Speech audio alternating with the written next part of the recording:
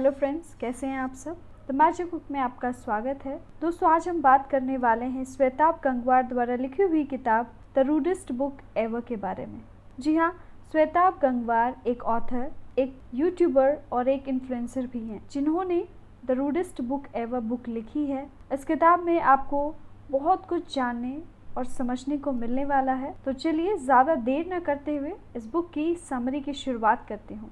लेकिन उससे पहले मैं आपको कुछ चीज़ें इस बुक के बारे में बताना चाहती हूँ जो शायद आपकी, मेरी और हम सबकी ज़िंदगी से मिलता जुलता है। दोस्तों, जब हम 17 या 18 साल के होते हैं तब हमें कूल बनना या फिल्म का हीरो बनना बहुत ही अच्छा लगता है। दरअसल हम बहुत सी विचारधाराओं को फॉलो करने लगते हैं और हम उन्हें ही अपना आइडल मानने लगते हैं, जिनके लिए हम लड़ सकते हैं, मर सकते हैं और किसी का सर भी फोड़ सकते हैं। इन सब के बीच हम एक बहुत ही इम्पोर्टेंट इंसान को भूल जाते हैं जो हम खुद हैं। और क्योंकि दूसरों को इतना हम फॉलो करने लगते हैं, हम अपनी खुद की आइडेंटिटी भूल जाते हैं कि हम क्या हैं और हम क्या कर सकते हैं। इन सब चीज़ों से लड़कर हम वापस अपने आप को कैसे पहचाने, यह किताब द रूडेस्ट बुक एवर हमें यही बताती है। और साथ ही साथ ये बुक हमारी खुद की असलियत भी बताती है कि हम एक्चुअल में कब, कहाँ, क्या सोचते हैं और क्या करना चाहते हैं। दरअसल इस किताब में आपको आपकी सच्चाई जानने को मिलेगी।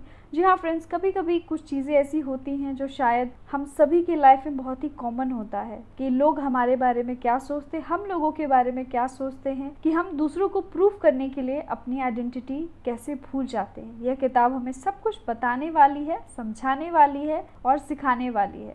लेकिन उससे पहले मैं आपको एक चीज़ ज़रूर बताना चाहूँगी कि इस बुक के एंड में मैंने अपना जो पर्सनल एक्सपीरियंस है इस बुक को लेकर एक कंक्लूजन जो है मैंने शेयर किया है।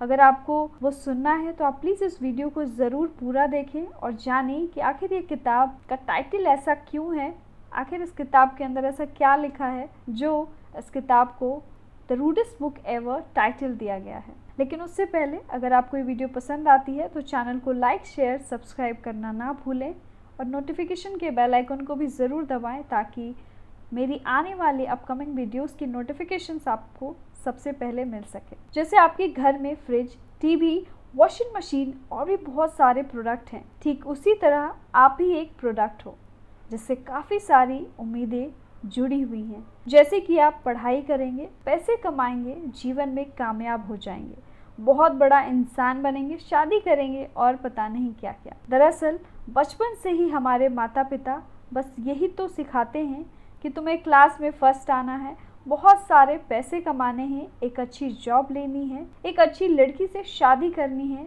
और ये करना है, वो करना है। आई थिंक ये सबके पेरेंट्स का ड्रीम होता है कि उनके बच्चे क्लास में फर्स्ट आएँ, अच्छे पैसे कमाएं, अच्छे जॉब करें, लाइफ में कुछ करके दिखाएं। राइट दोस्तों, प्लीज़ कमेंट में ज़रूर बताइएगा कि आपके पेरेंट्स आपके लिए क्या सोचते हैं और आपको क्या करने के लिए वो प्रेशर कह सकते हो या मोटिवेट करते हैं।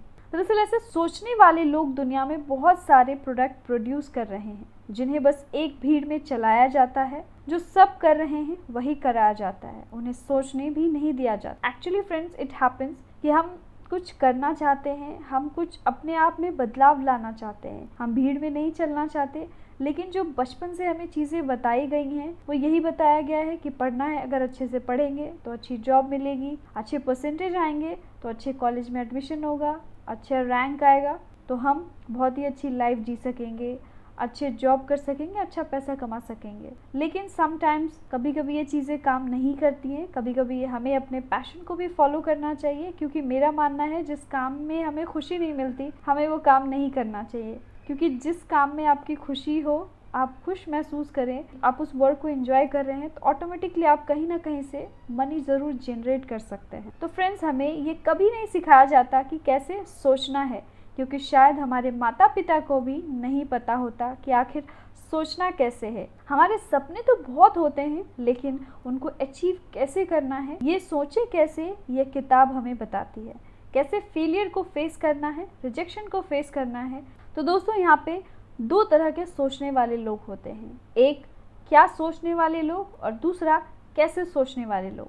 तो पहले बात करते हैं क्या सोचने वाले लोग। क्या सोचने वाले लोग ऐसे लोगों और विचारधाराओं को फॉलो करते हैं जिनमें उन्हें सेफ और कंफर्टेबल फील होता है। वो किसी नई चीज को सोचने से डरते हैं, अलग होने से डरते हैं, उन्हें भीड़ में होना पसंद होता है। जब भी कोई परेशानी आती है वे हमेशा दूसरों के पास जाते हैं सॉल्यूशन ढूंढने के लिए, कभी खुद नहीं सोचते कि इसका सॉल्यूशन क्या हो सकता है। वे ऐसी हर बात से डरते हैं जिसे करने से वे कहीं उस भीड़ से अलग ना हो जाएं। उनके मन में हमेशा ये डर बैठा रहता है, इसलिए शायद वे कभी कुछ नया, एडवेंचरस या कुछ अपने जोन से हटके ट्राई नहीं कर पाते हैं। और दूसरे लोग कैसे सोचने वाले लोग के बारे में बात करते हैं। ऐसे सोचने वाले लोग कभी नहीं डरते। किताबों से, इंटरनेट से, ब्लॉग से या फिर किसी और माध्यम से वे सीखना पसंद करते हैं। कभी अलग होने से नहीं डरते। लोगों को फॉलो नहीं बल्कि उनकी किसी अच्छी सोच को फॉलो करते हैं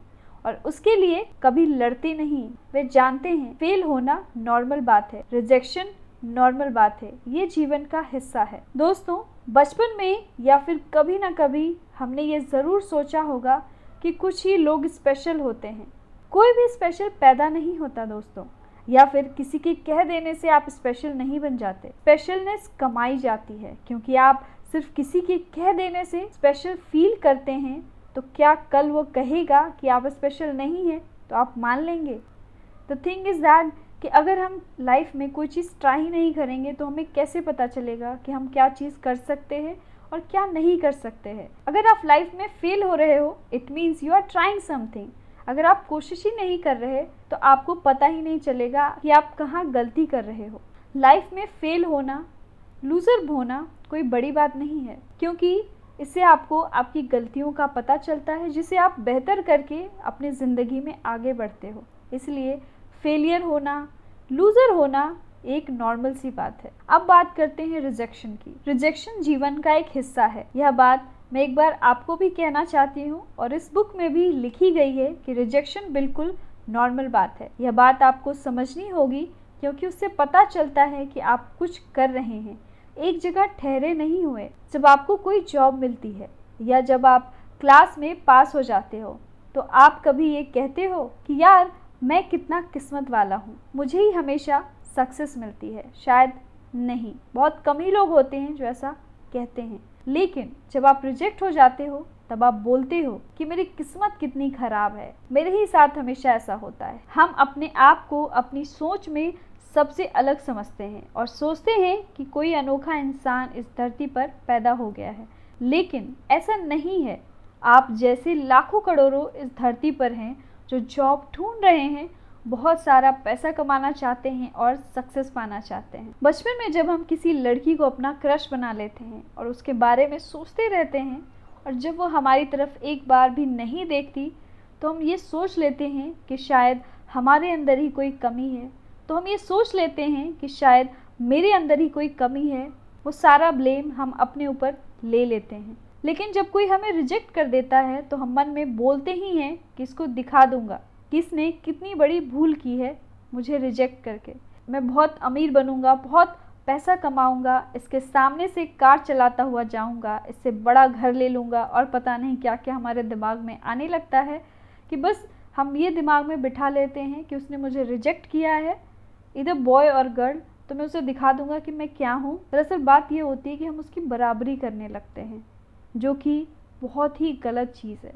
हमें कभी भी किसी के लिए बदलने की ज़रूरत नहीं है। हमें बस ज़रूरत है अपने आप को पहचानने की, हमारी खुद की आइडेंटिटी बनाने की कि हम किस चीज़ के लायक हैं, हमारी कैपेबिलिटीज़ क्या हैं और हम लाइफ में क्या क्या कर सकते हैं।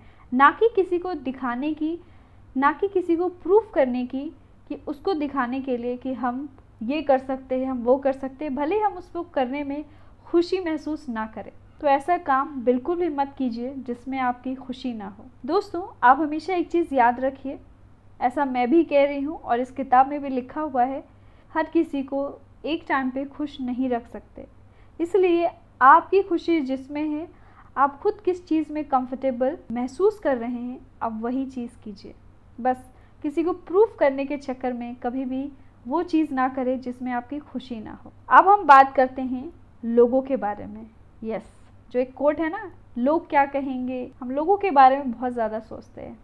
ये मेरे साथ भी होता है, मैं भी लोगों के बारे में बहुत सोचती थी, लेकिन अब नहीं सोचती हूँ। आप अभी भी सोचते हैं या फिर आपकी भी सोच बदल गई है? प्लीज़ कमेंट में ज़रूर बताइएगा।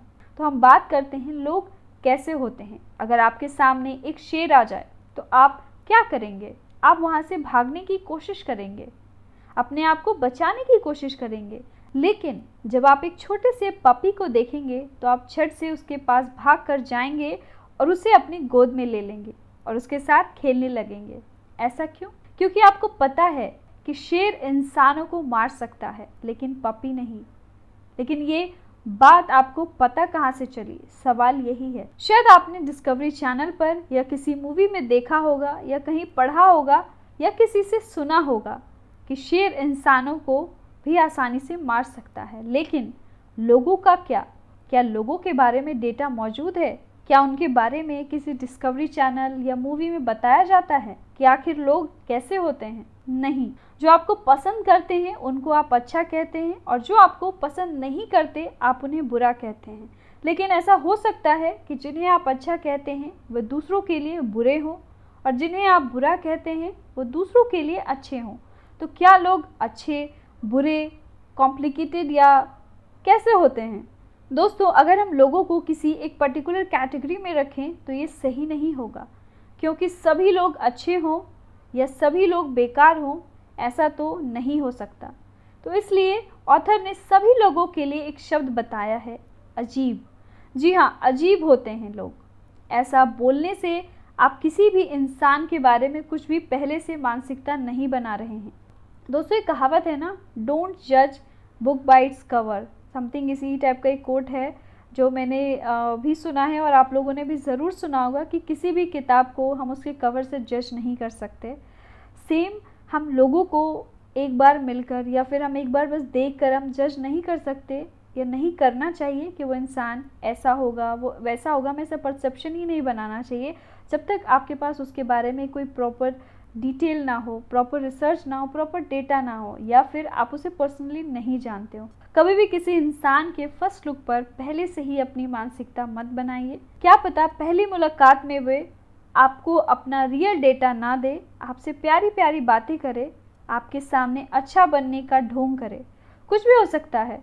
जब तक रियल डेटा ना मिल जाए तब तक एक ही बात याद रखिए कि लोग अजीब होते हैं। और लास्ट बात जो है, लेकिन वो बहुत इम्पॉर्टेंट है, वो है हमारा ईगो। जो लोग हमारे सामने अच्छी अच्छी बातें तो करते हैं लेकिन कभी आपको बेस्ट नहीं बनने देते। दोस्तों, अपनी ईगो को कभी भी अपने बेस्ट होने के आगे मत आने दें, क्योंकि लोगों का काम है आपको पीछे ढकेलना, आपको अच्छा बेस्ट करने से रोकना, आपकी गलतियां निकालना। आपका काम नहीं है लोगों के बारे में सोचना। आप बस अपना बेस्ट करते जाइए और आगे बढ़ते जाइए, क्योंकि अगर आप लोगों के बारे में सोचते रहेंगे तो आप अपना बेस्ट बिल्कुल भी नहीं दे पाएंगे। आप जहाँ थे आप वहीं रह जाइएगा पूरी लाइफ। इसलिए लोगों को सुनिए ज़रूर, लेकिन करिए वही जो आपका दिल कहता हो, आपका दिमाग कहता हो। फ्रेंड्स, ये हम ज़रूर सोचते हैं कि क्योंकि हम अच्छे हैं तो दूसरों को भी अच्छा होना चाहिए। अगर आपने किसी से प्यार से बात की तो दूसरों को भी ढंग से या प्यार से बात करनी चाहिए। लेकिन ऐसा नहीं होता, क्योंकि लोग अजीब हैं। जैसा आप हो ज़रूरी नहीं कि आपके सामने वाला पर्सन भी वैसा ही हो। इसलिए आप एक बात हमेशा याद रखिए कि लोग अजीब होते हैं। आप जैसे हो आप वैसे रहिए, बट सामने वाले के जैसा बनने की आप कोशिश मत कीजिए, क्योंकि आपकी खुद की पहचान कहीं ना कहीं गुम हो जाती है। So the rudest book ever novel की मॉरल स्टोरी की अगर बात की जाए तो इस किताब में लिखा हुआ है कि खुद में बदलाव करें, दूसरों में नहीं। दूसरे, क्योंकि दूसरों को आपसे मतलब नहीं है। रिजेक्शन जीवन का हिस्सा है और साधारण सी बात है, बिना डेटा के पहले किसी के बारे में कोई भी मानसिकता मत बनाइए। दूसरों को इतनी आज़ादी मत दीजिए कि वे आपको दुखी कर सके, और अगर कर भी दिया तो याद रखिए लोग अजीब होते हैं। इसलिए आप अपने ऊपर दूसरों के ओपिनियन, दूसरों की नेगेटिविटी हावी ना होने दें। आप हमेशा पॉजिटिव रहें, अपने पैशन के बारे में सोचें कि आप लाइफ में क्या करना चाहते हैं। दोस्तों, द रूडेस्ट बुक एवर की समरी अगर आपको अच्छी लगी हो तो प्लीज़ चैनल को लाइक, शेयर, सब्सक्राइब करना ना भूलें।